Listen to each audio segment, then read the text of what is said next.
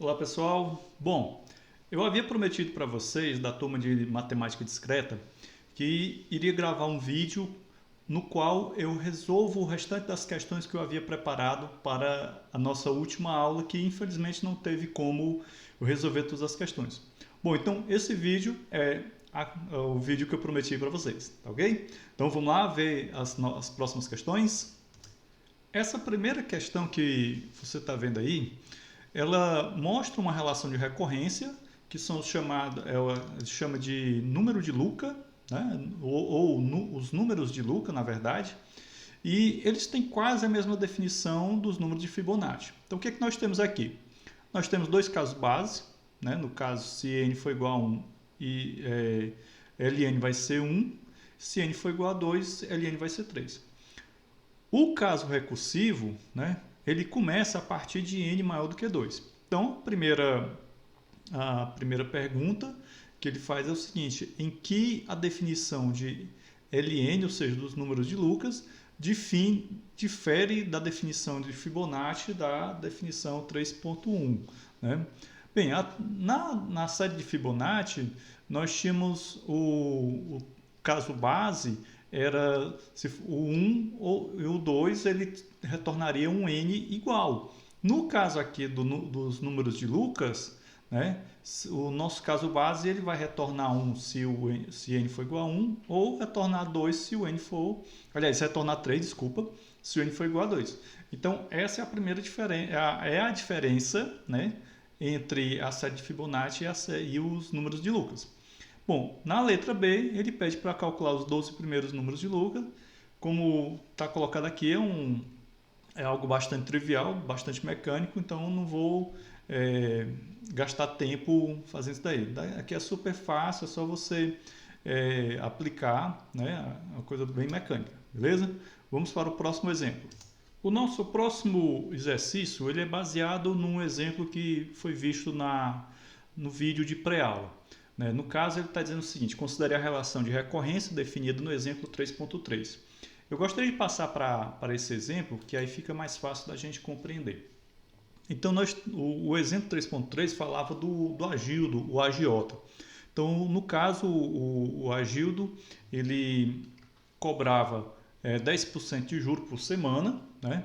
E no exemplo, você pegava R$ 500 emprestado com ele, e depois você queria saber quanto você vai pagar após 4 semanas, certo? Já o nosso exemplo agora, né, ele tem uma sutil diferença. Então, o que é que nós podemos dizer aqui? Então, veja bem, ele tá dizendo aqui que suponha, assim como no exemplo, você pegue R$ 500. Até aí tudo bem, tá igual. Mas pague de volta R$ 100 toda semana. Então, nesse ponto aqui, o que é que nós temos? Temos uma diferençazinha que aparentemente não vai causar tanta modificação na relação de recorrência. Aparentemente, certo? Então veja que você pegou R$ 500 com a Gildo, com a agiota, mas a cada semana você devolve, você paga R$ 100 mais o juro, né? Então, nesse caso aí, esse valor ele acaba ganhando uma certa importância, né? Então, o restante do problema é semelhante. A cada semana, a Gildo cobra 10% de juros sobre o montante que você deve, já descontando o pagamento de R$ 100. Então, quando a gente fala em desconto, né, qual seria a operação matemática voltada para essa situação? Seria a subtração, certo? Então, nesse caso aqui, a gente saca que nós teremos uma subtração nesse caso aqui, certo? Então, no nosso exemplo 3.3, né, só para a gente recordar, né, nós tínhamos aqui o caso base quando n fosse igual a zero, né, e se o n for igual a zero, o que é que vai acontecer? Mn, que é a minha relação de recorrência, vai ser R$ 500. Se o n for maior do que zero, lembrando que n, nesse caso, é a quantidade de semanas, né, que você está levando para pagar o empréstimo, então, nesse caso, seria 1 vezes 10, né, 1,10, desculpa, vezes mn menos 1. Lembrando sempre que esse n menos 1 ele está se referindo aqui ao caso anterior, certo? Então, lembre-se sempre, quando você estiver trabalhando com relação de recorrência, esse N-1 ele está se referindo ao caso anterior àquele caso que você está trabalhando. Então, se você está trabalhando no caso N, N-1 é o caso anterior. Beleza? Então, nós temos aqui, né? Temos aqui essa relação e tal. E agora, como é que a gente vai resolver isso, né? Para a gente calcular quanto é que eu vou pagar, né? Então, nesse caso, nós vamos ter uma coisa bem trivial, beleza? Bom, no enunciado da sexta questão, ele pede para a gente construir a relação de recorrência, né, para essa situação. Então, vamos analisar direitinho aqui o que nós temos, né? Então, como eu já havia dito, essa informação de que a cada semana você paga, né, você paga de volta R$100, ela tem que ser levada em consideração. Então, vamos olhar aqui o seguinte, eu tenho a nossa relação de recorrência, que é igual a do exemplo 3.1, certo? E agora a gente vai construir, né, a resposta da letra A, se eu só mudar aqui de cor de cantinha, pronto, que vai ser o quê? Nós vamos ter uma mesma MN, né, que vai ser o seguinte, MN vai ser igual a 500, se N for igual a 0, ou seja, você não completou uma semana, e MN vai ser 1,1.10 vezes, aí aqui é que acontece o pulo do gato, vezes MN-1, que é no nosso caso anterior, menos 100. Se isso daqui, se N, opa, aqui está meio feinho, deixa eu apagar. Bom, deixar assim mesmo. Esse caso aqui é o nosso caso recursivo se o N for maior do que 0. Então, qual é a diferença dessa nossa relação de recorrência para a relação de recorrência do exemplo 3.1? Apenas a existência desse menos 100 aqui, certo? Então, esse menos 100 aqui é justamente aquela informação que é dito que a cada semana a gente paga R$100 além do juro que ele cobra, certo? Então, simplesmente eu coloquei aqui o menos 100, que é dito colocado lá no exemplo, certo? Então, nesse caso, nós apresentamos aqui a nossa resposta para essa questão, beleza? Agora vamos para mais uma. O nosso próximo exemplo, deixa eu só baixar aqui um pouquinho, que eu acabei ficando no meio. Então, o nosso próximo exemplo diz o seguinte. Todo ano a Alice ganha um aumento de R$3.000 anuais, mais 5% do seu salário do ano anterior. Então, o ano anterior já é o nosso N-1. Seu salário inicial é R$50.000 por ano. Dê uma relação de recorrência para SN, então SN vai ser a relação de recorrência que vai calcular o salário de Alice, após N anos, para N maior ou igual a 0. Então, a nossa relação de recorrência, ela vai ter como caso base, né, o valor 50.000. Certo? A gente poderia fazer aqui SN, né, igual a 50.000 se N for igual a 0. Então, esse é o nosso caso base, 50.000. Bom, quais são as informações que o problema nos fornece? O problema diz que a Alice recebe um aumento de R$3.000, né, a cada ano, mais 5% do salário anterior. Então, o que é que nós podemos fazer aqui?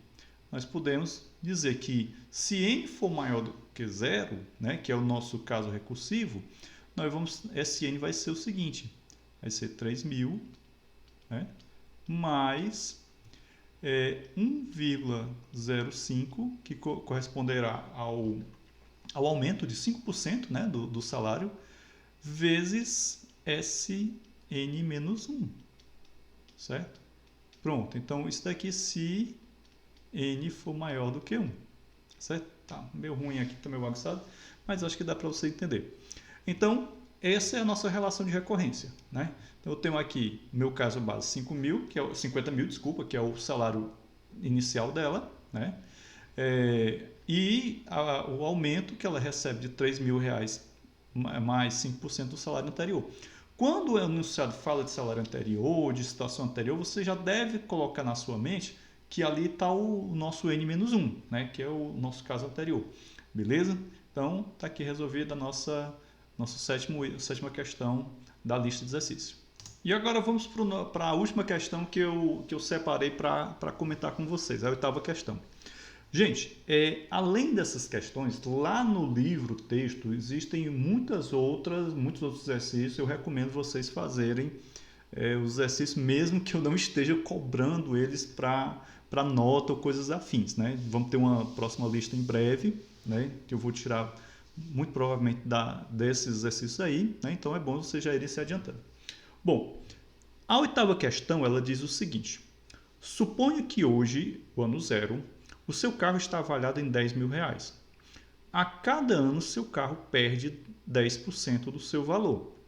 Mas, ao final de cada ano, você adiciona customizações ao carro que aumenta em R$50 o seu valor. Então, vejam essas informações. A cada ano, seu carro se deprecia 10%, né? Então, tem aí uma operação de subtração, né?